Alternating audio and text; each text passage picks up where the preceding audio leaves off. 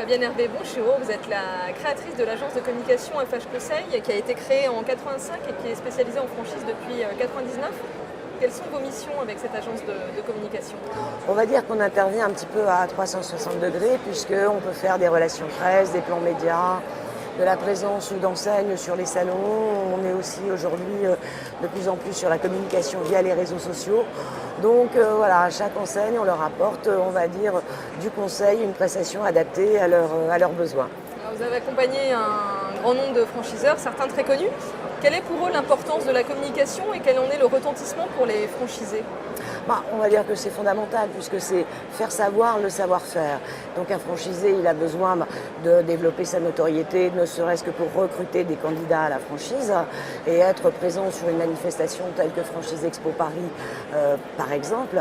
Mais il doit aussi être présent vis-à-vis du consommateur final. Donc en fait, là encore, il est multi-communication, B2B et B2C. Donc ça, c'est le rôle du franchiseur de mettre en place des stratégies à la fois pour lui-même en tant que franchiseur, en tant qu'enseigne, mais aussi pour ses franchisés. Alors comment elles ont évolué, comment a évolué cette communication de vos débuts à aujourd'hui? Est-ce que les franchiseurs communiquent de la même manière? Non, on a des évolutions très très importantes. On a ne serait-ce que par exemple la révolution Internet. Aujourd'hui, on ne communique plus de la même façon, que ce soit le franchiseur ou que ce soit aussi le franchisé, sachant qu'il incombe au franchisé de faire de la communication locale et régionale. Ce n'est pas tellement le rôle du franchiseur. En revanche, il appartient au franchiseur de travailler la notoriété de la marque enseigne. Donc ce sont des évolutions tout à fait naturelles qui se font du fait de l'évolution des technologies. Et on ne s'y prend pas de la même façon en fonction des choix de stratégie qu'on va mettre en place.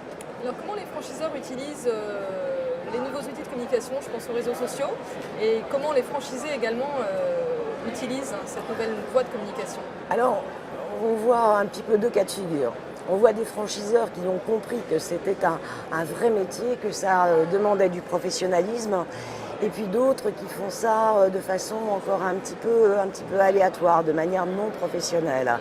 Et c'est un petit peu dommage parce que on n'utilise pas les réseaux sociaux avec le même langage qu'on va utiliser des outils plus traditionnels que sont la communication via des supports print. Donc ça demande une adaptation, une prise de conscience qu'on ne s'adresse pas du tout aux utilisateurs de réseaux sociaux, Facebook, mais Viadeo, c'est pareil, ce ne sont pas les mêmes finalités. Donc ça nécessite une vraie réflexion pour ne pas faire n'importe quoi. Est-ce que vous avez en tête, juste pour conclure et pour avoir un exemple, d'un franchiseur qui aurait mis en place une stratégie de communication vraiment particulière et innovante ces derniers temps? Plutôt que de parler d'une enseigne, je préférerais plutôt parler de secteur. Par exemple, la restauration est très très dynamique.